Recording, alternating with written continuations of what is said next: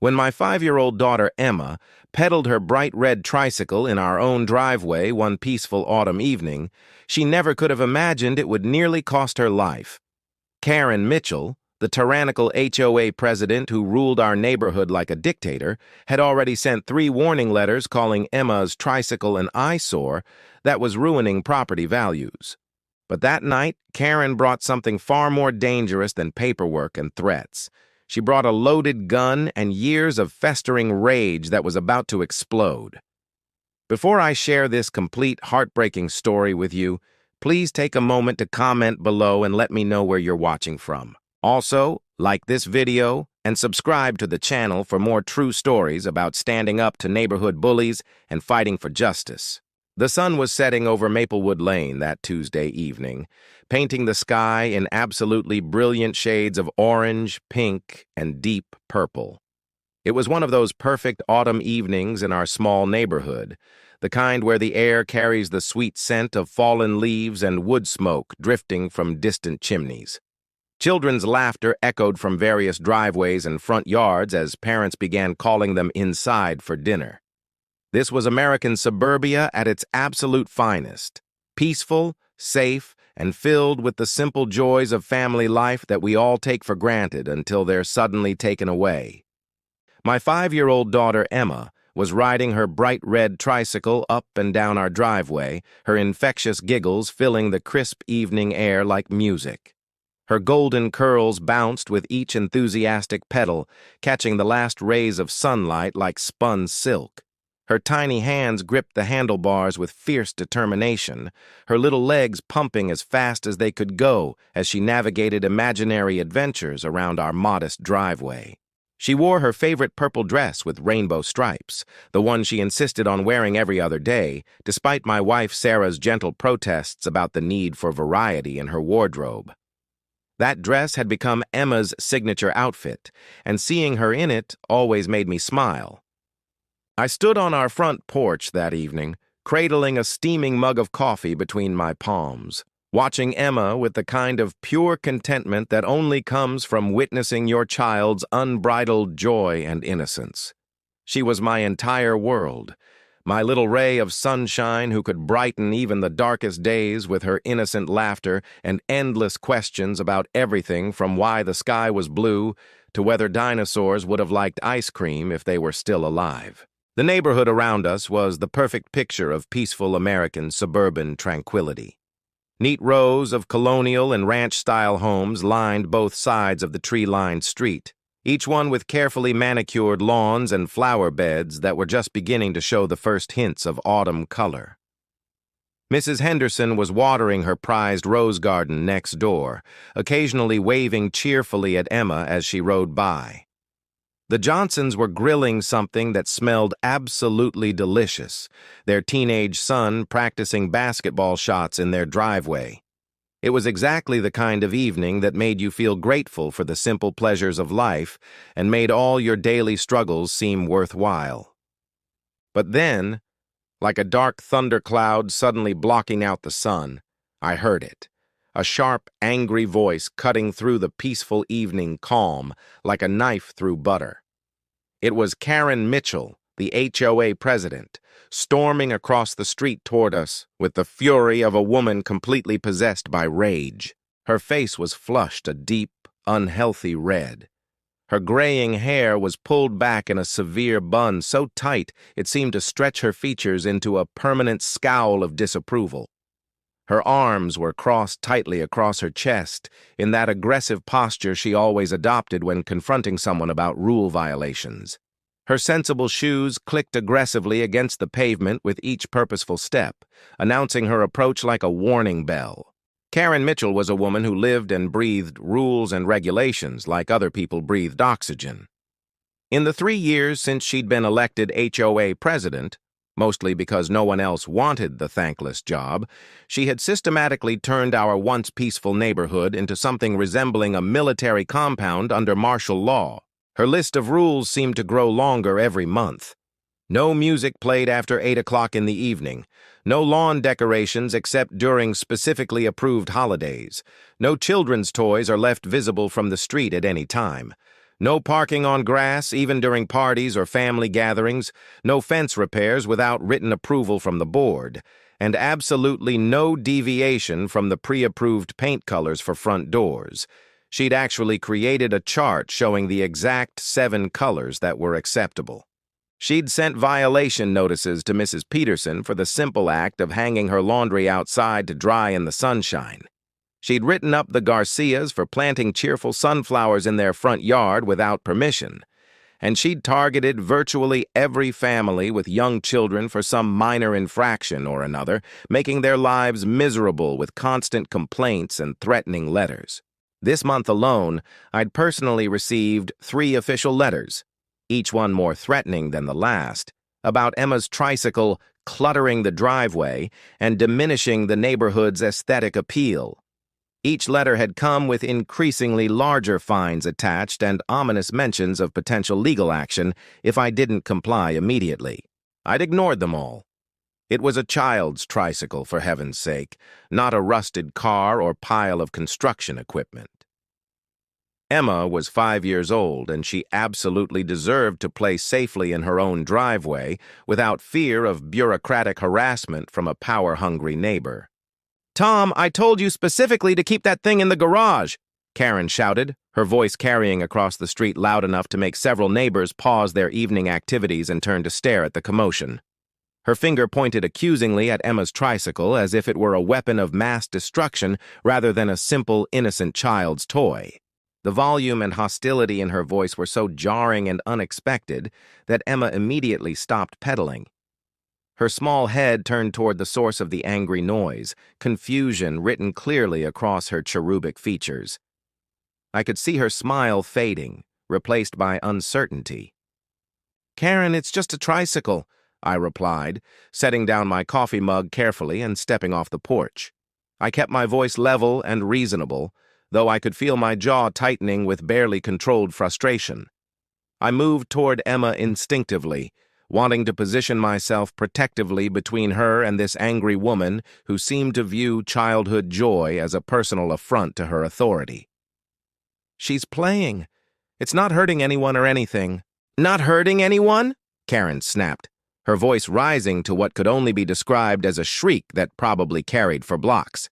"It's an eyesore. This neighborhood has standards that I've worked hard to establish and maintain, and you're single-handedly ruining the property values for everyone who lives here. I have worked too hard and too long to maintain the prestige and reputation of Maplewood Lane to let some negligent parent destroy everything I've built." She was much closer now, having crossed the street without invitation and entered our driveway like she owned the property.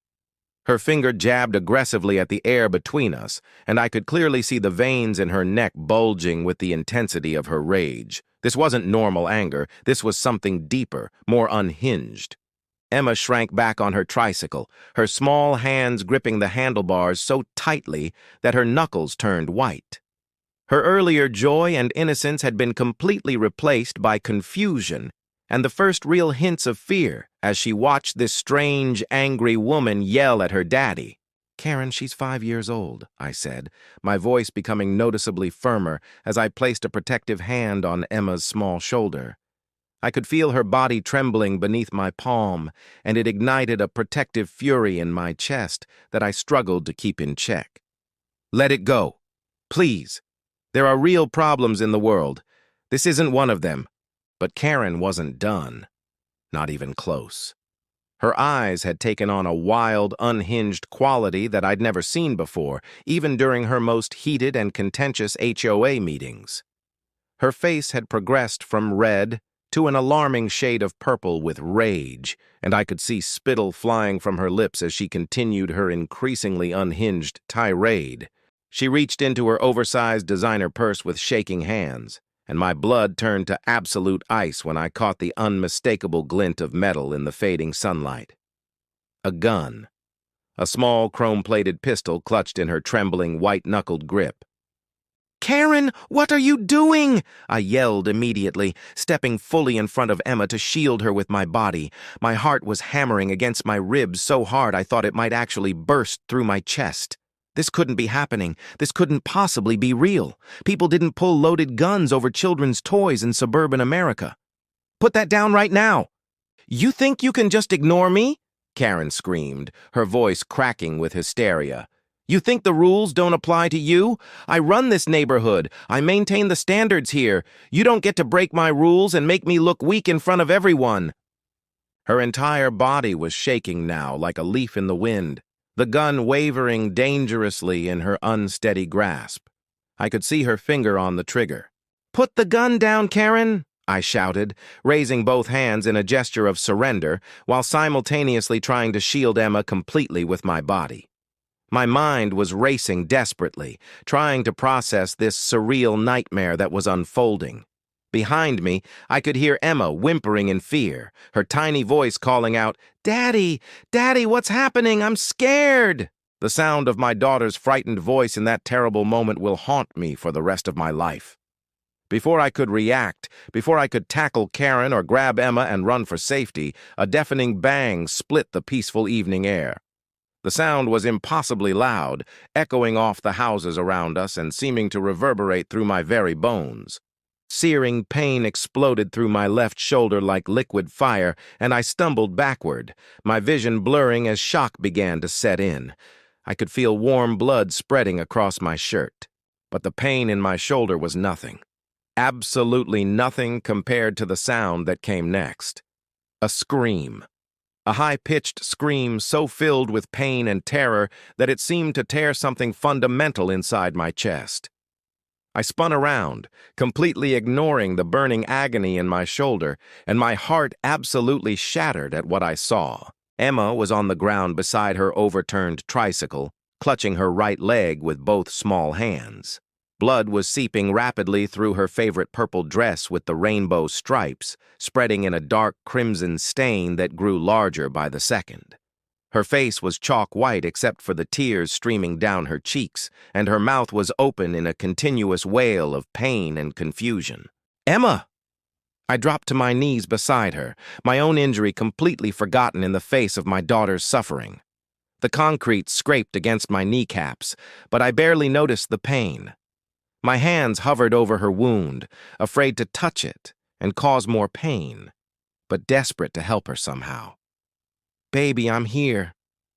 Daddy's here." "It hurts, Daddy," she whispered between heartbreaking sobs, her voice so small and broken that it nearly destroyed me completely. "It hurts so much. Make it stop. Please make it stop."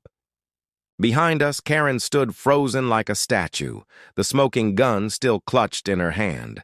Her mouth hung open in what appeared to be genuine shock, as if she couldn't quite believe or comprehend what she'd just done. The neighborhood around us had erupted into complete chaos. Doors were slamming open as neighbors ran out of their houses, some screaming, others shouting frantic questions, all of them drawn by the unmistakable sound of gunfire in their peaceful suburban sanctuary. Mrs. Henderson dropped her garden hose and came running across the lawn, her face pale with absolute horror. The Johnsons abandoned their grill and sprinted across the street. Someone, I think it was Mr. Chen from 3 houses down, was already on his phone with 911. His voice shaking noticeably as he tried to explain the impossible, unthinkable situation to the emergency dispatcher. I pressed my hand firmly against Emma's wound, trying desperately to stem the bleeding while fighting back my own tears. The blood was warm and sticky, soaking through my fingers despite my best efforts. "Stay with me, baby," I whispered, my voice breaking with emotion. "You're going to be okay. I promise you're going to be okay. Daddy's here. You're so brave, Emma. You're the bravest little girl in the entire world." The sound of sirens began to wail in the distance, growing steadily louder by the second, the most beautiful sound I'd ever heard in that moment. Karen finally seemed to snap out of her trance-like state, looking down at the gun in her hand as if seeing it for the very first time. I didn't mean to," she stammered, her voice barely audible above the chaos erupting around us. "I was just trying to—" "She wouldn't listen to me. You wouldn't listen. She dropped the gun like it had suddenly burst into flames and backed away from us, her eyes wide with what looked like genuine panic. Without another word, she turned and ran toward her house across the street. her sensible shoes slipping on the damp grass as she fled the scene. I heard her front door slam shut behind her, followed immediately by the sound of multiple deadbolts being engaged. The paramedics arrived within minutes, though it felt like hours as I knelt there holding my wounded daughter on the cold concrete. They were consummate professionals, calm and efficient even in the face of such senseless violence. Two of them immediately went to work on Emma, their hands moving with practiced precision, while a third paramedic examined my shoulder wound. "She's stable," one of them told me after what felt like an eternity of medical jargon and urgent whispers between them. The bullet grazed her thigh and caused a fracture to the bone, but no major arteries were hit. We need to get her to the hospital immediately for surgery to repair the damage. I nodded numbly, barely processing the technical medical words. All I could focus on was Emma's pale face as they carefully lifted her onto a stretcher, her small hand reaching out desperately for mine. "Daddy, don't leave me," she pleaded, her voice weak but still carrying that absolute trust that children have in their parents' ability to fix anything. "I'm not going anywhere, sweetheart," I promised, climbing into the ambulance beside her stretcher despite the paramedics' concerns about my own injury. "Daddy's going to be right here the whole time. I'm not leaving you for 1 second." As our ambulance pulled away from the scene, lights flashing and siren wailing, I caught a glimpse through the small rear window of police cars and what looked like a SWAT van screaming into the neighborhood. Officers were taking defensive positions around Karen's house, their weapons drawn and megaphones in hand. "Karen Mitchell, this is the police," a voice echoed through the evening air. "Come out with your hands visible where we can see them." But I didn't care about Karen in that moment. All my attention, all my focus, all my love was concentrated on Emma, whose tiny fingers felt cold as ice in my hand despite the warm evening.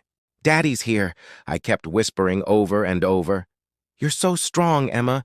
You're going to be okay. I promise you're going to be okay." At the hospital, everything became an overwhelming blur of bright fluorescent lights, rushing medical personnel in scrubs, and endless forms to sign with my one good hand.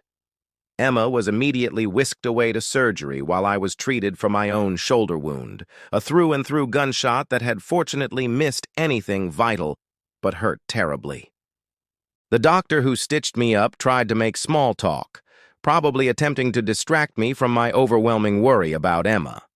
Still, I couldn't focus on anything except the large clock on the wall and the knowledge that my 5-year-old daughter was somewhere in this building, having a bullet wound surgically repaired. The surgery took 4 agonizing hours.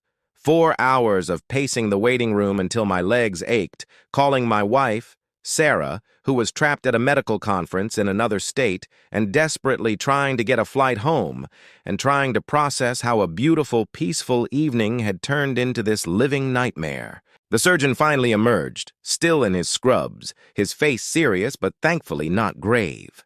"The surgery went well," he told me, and I felt my knees go weak with relief. "The bullet fractured her femur, the large bone in her thigh, but we've successfully repaired it with a surgical plate and screws. She'll need extensive physical therapy for several months, and there will be permanent scarring. But with time and proper treatment, she should make a full recovery and be able to walk normally." Relief flooded through me so intensely that I actually had to sit down in the nearest chair to avoid falling over. "Can I see her?" "She's in recovery now. You can see her in about an hour once she's fully awake." When I was finally allowed into Emma's room, she looked so impossibly small in that hospital bed, surrounded by beeping monitors and IV lines. Her leg was immobilized in a large cast that seemed to swallow her tiny frame. She was awake but groggy from the anesthesia, her eyes unfocused. When she saw me, tears immediately filled her eyes. "Daddy, I was so scared," she whispered. "I know, baby. I was scared too," I admitted, taking her hand gently. "But you're safe now. You're going to be okay." The police came to take my detailed statement while Emma slept fitfully in her hospital bed. Detective Rodriguez was a kind woman with children of her own, and she handled the sensitive situation with the compassion it deserved. She told me that Karen had barricaded herself inside her house and was refusing to come out despite hours of patient negotiation attempts. The SWAT team was still on the scene, but they were treating it cautiously as a potential hostage situation, even though Karen was alone. "She keeps screaming about her authority and how people need to respect the rules," Detective Rodriguez said with barely concealed disgust. "We've had numerous complaints about her before, harassment, threats, abuse of power, but nothing even remotely like this. She's completely lost touch with reality." Over the next several days, as Emma began the long, painful process of healing, the full extent of Karen's reign of terror became increasingly clear. The shooting had opened floodgates, and neighbors who had been too afraid to speak up before were now coming forward with shocking stories of harassment, threats, and intimidation. Mrs. Patterson told police that Karen had threatened to have her house condemned over a minor paint touch-up that was slightly off-color. The Garcias revealed that she'd actually called immigration services on them despite them being third-generation Americans. Single mother Janet Walsh described how Karen had tried to get her evicted simply for her son's bicycle being visible from the street. The neighborhood was in complete chaos. News crews had descended on Maplewood Lane like vultures, calling it the HOA shooting, and turning our once peaceful street into a media circus. Reporters knocked persistently on doors at all hours, trying to get interviews about the tyrannical HOA president who snapped.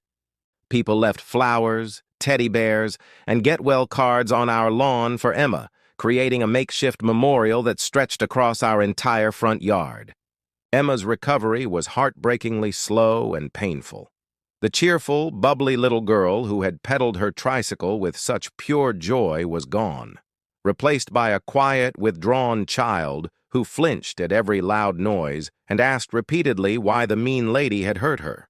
She underwent physical therapy 3 times a week, learning to walk again on a leg that would never be quite the same. The psychological scars ran even deeper than the physical ones. Meanwhile, Karen was released on bail after spending only 1 night in jail, a fact that filled me with such rage I could barely see straight. Her high-powered, expensive lawyer had argued successfully that she was a pillar of the community who had simply had a momentary lapse in judgment. The judge, apparently impressed by her clean record and extensive community involvement, set bail at a relatively modest amount and released her with an ankle monitor and strict orders to stay away from our family. But staying away wasn't enough for me, not nearly enough. I couldn't sleep, couldn't eat, couldn't focus on anything except the image of my daughter bleeding on our driveway. The legal system was moving too slowly, too cautiously, with too much red tape. Karen had shot a 5-year-old child over a tricycle and was sleeping comfortably in her own bed, while Emma woke up screaming from nightmares every single night. That's when I decided to take matters into my own hands, not with violence, but with the truth. I started quietly and carefully, reaching out to the neighbors who had suffered under Karen's tyranny for years. Mrs. Jenkins, who had been fined repeatedly for planting roses without HOA approval.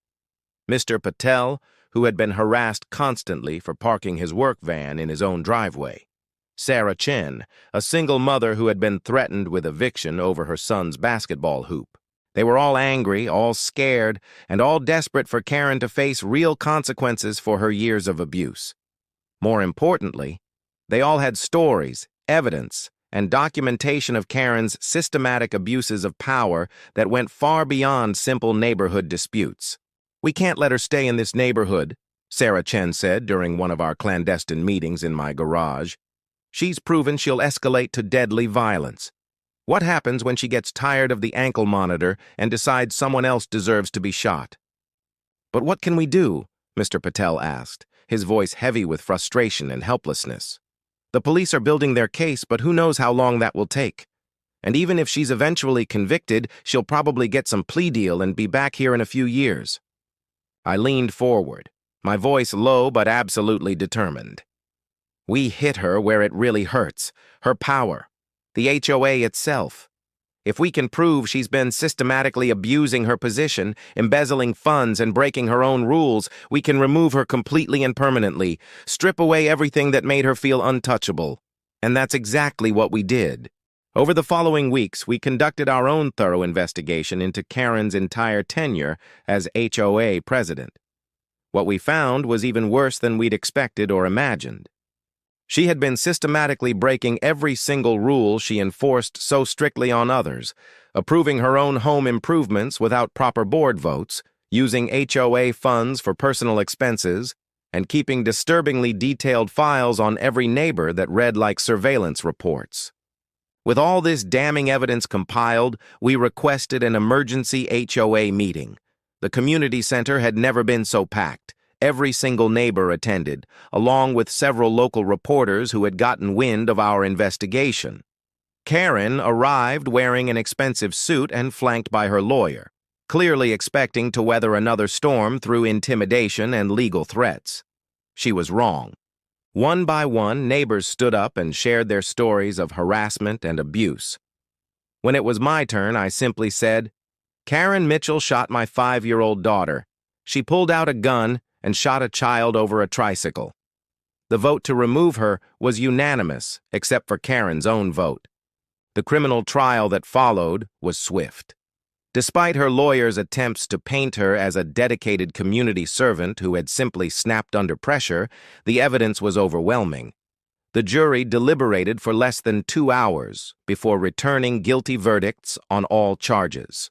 The judge sentenced her to 8 years in prison, calling her actions a betrayal of every principle of community leadership and human decency. The civil trial was even more devastating for Karen. The jury awarded Emma and our family $2.3 million in damages. Karen was forced to sell her house, liquidate her investments, and declare bankruptcy. Perhaps the most satisfying consequence was watching our neighborhood heal and transform. Sarah Chen was elected as the new HOA president, and her first official act was to eliminate most of Karen's oppressive rules.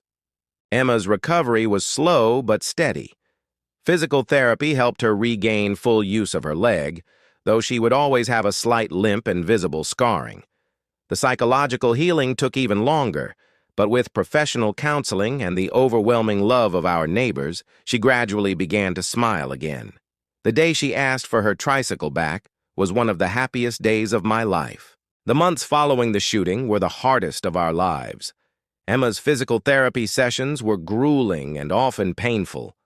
I'll never forget watching my brave little girl, who had once pedaled her tricycle with such carefree joy, now struggling to take even a few steps with the help of parallel bars and a determined therapist named Maria. "Come on, Emma," Maria would encourage gently. "Just 3 more steps today. You can do it." Emma would grit her teeth, tears streaming down her face from the pain, but she'd push forward.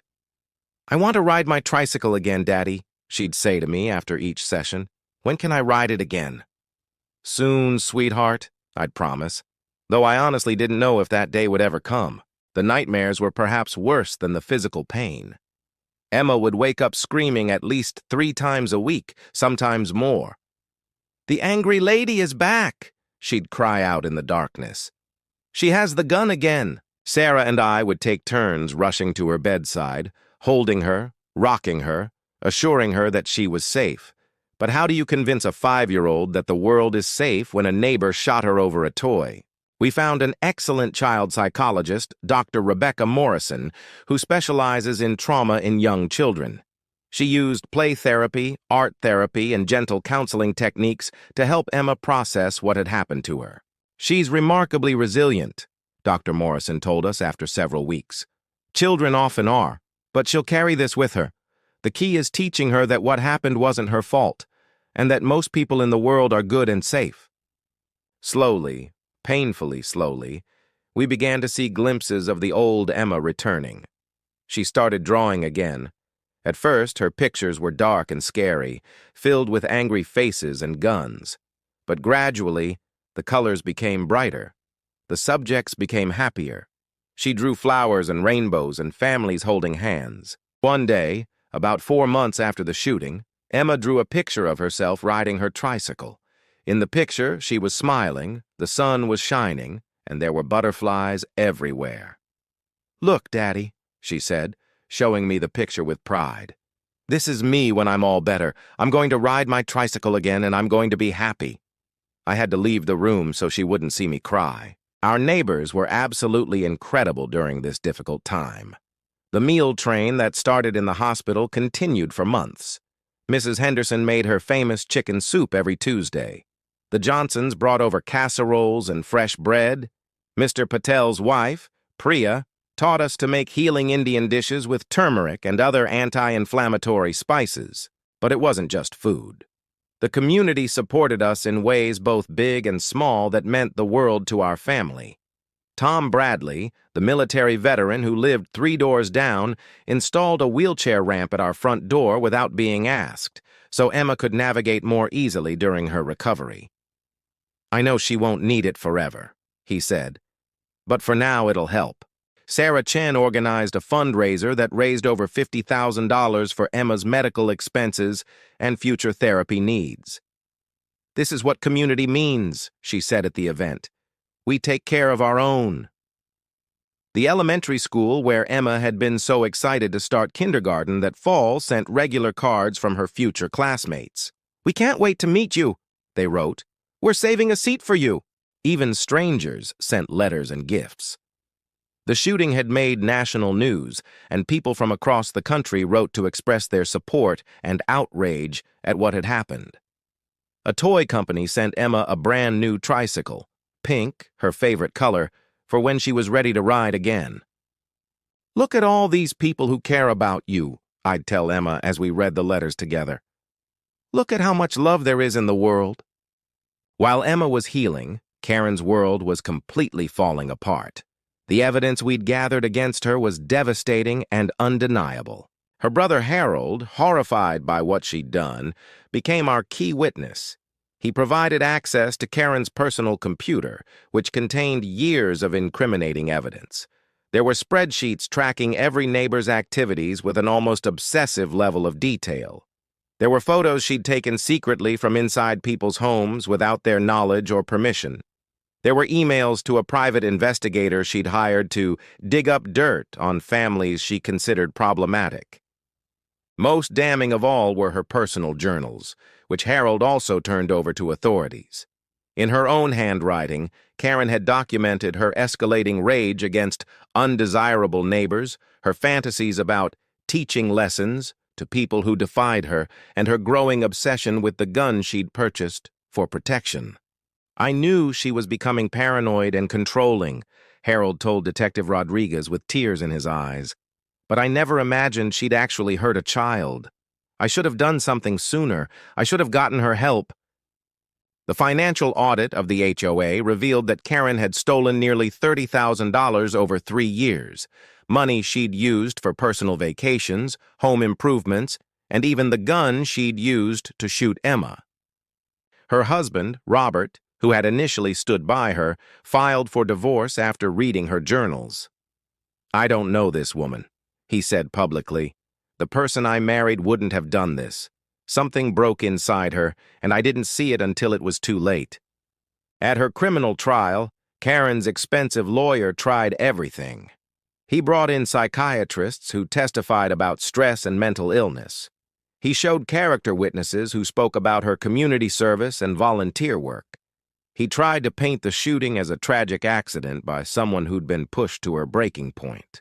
But the prosecution, led by a fierce district attorney named Margaret Walsh, demolished every argument. "Ladies and gentlemen of the jury," Walsh said in her closing statement, "this was not an accident. This was not a moment of temporary insanity. Karen Mitchell brought a loaded gun to confront a man and his 5-year-old daughter over a tricycle.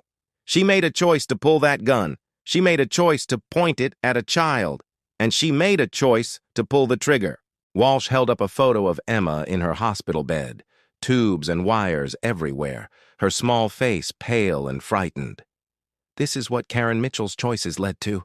A 5-year-old child with a shattered leg, trauma that will follow her for life, and a family that will never feel completely safe again. That's not an accident, that's attempted murder." The jury agreed. After deliberating for just 1 hour and 47 minutes, they returned with guilty verdicts on all counts: attempted murder, aggravated assault, child endangerment, reckless endangerment, and illegal use of a firearm. Karen's face crumpled when she heard the verdicts. She sobbed loudly, but I felt no sympathy for her. I only felt glad that justice was finally being served. At sentencing, the judge was clearly angry.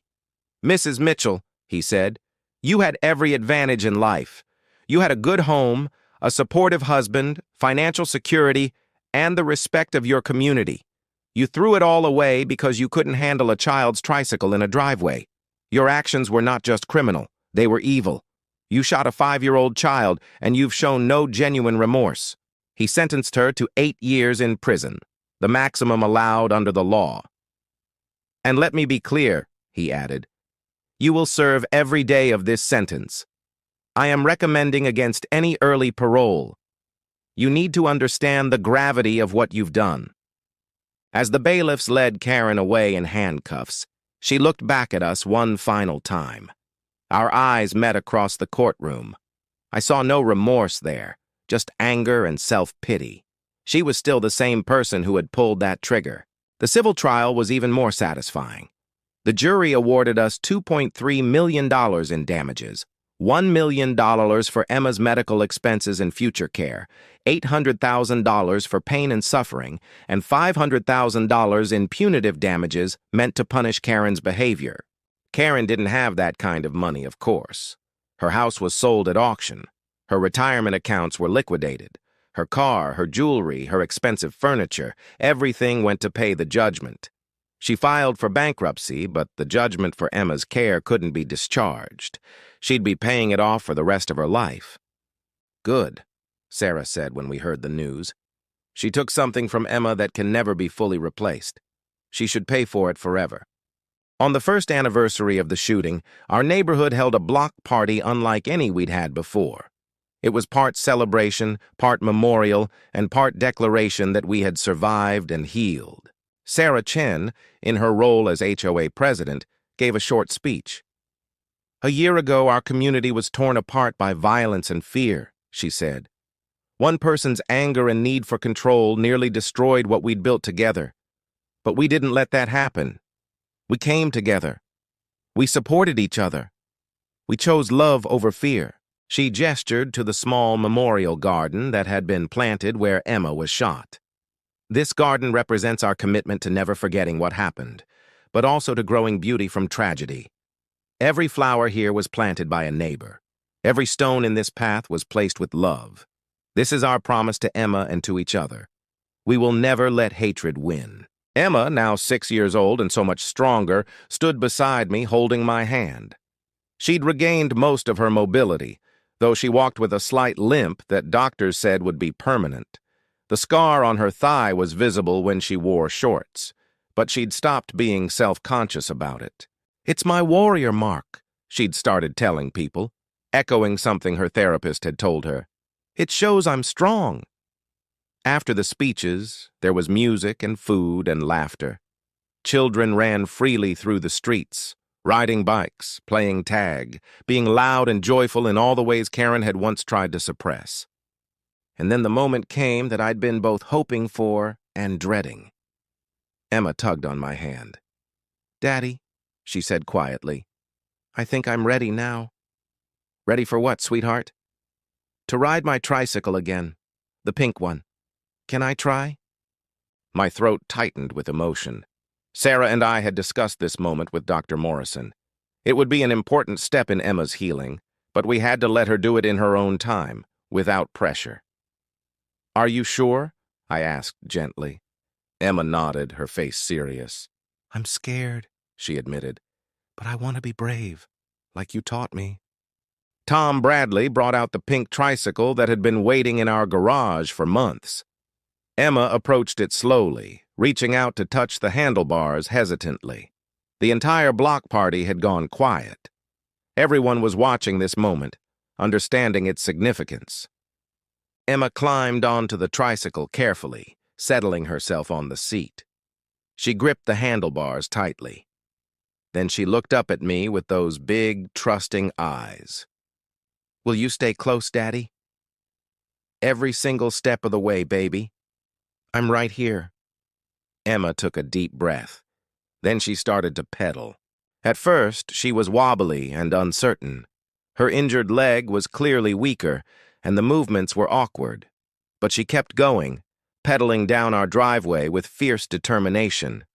And then, as she gained confidence, something magical happened. A smile broke across her face, that beautiful, genuine smile I'd missed so much over the past year. "Look, Daddy," she called out. "I'm doing it! I'm riding again!" The neighborhood erupted in cheers and applause.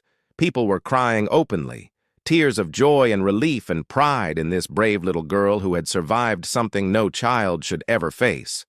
Emma rode up and down the driveway, her confidence growing with each trip. Other children joined her, riding their own bikes and tricycles alongside her, creating a joyful parade of childhood resilience. Sarah wrapped her arms around me, both of us crying as we watched our daughter reclaim the simple joy that had been stolen from her. "She's going to be okay," Sarah whispered. "She's really going to be okay." "Yes," I agreed, my voice choked with emotion. "We all are." As the sun set that evening, painting the sky in the same brilliant colors it had had a year ago, I reflected on everything we'd been through. Karen Mitchell had tried to destroy our family and our community out of petty rage and a need for control. She'd nearly succeeded, but she'd underestimated the strength of a father's love, the resilience of a child's spirit, and the power of a community that refuses to be broken by hatred. Emma was riding her tricycle freely now, without fear, her laughter filling the evening air just as it had before. The difference was that now, every neighbor on the street understood how precious and fragile that innocence was, how it needed to be protected and cherished, not crushed by arbitrary rules and senseless violence. Karen Mitchell was in prison, right where she belonged. Our neighborhood had been transformed from a place of fear and control into a true community based on mutual support and understanding. And Emma, our brave, beautiful Emma, was healing, growing stronger every day. As I watched my daughter ride her pink tricycle into the sunset, surrounded by friends and neighbors who loved her, I realized that this was what victory looked like. Not revenge, not bitterness, but healing and hope, and the simple joy of a child at play. Thank you for watching this story and staying with us through this emotional journey. If you believe in the power of community, in standing up against bullies, and in fighting for justice, please like this video and share it with others who need to hear this message. Subscribe to the channel for more true stories about ordinary people facing extraordinary challenges and emerging victorious through courage, love, and determination. Comment below with where you're watching from and share your thoughts on how communities can protect children and stand up to abusers of power. Your support and your voice matter. Together, we can make our neighborhoods safer for every child. God bless you all, and never stop fighting for what's right.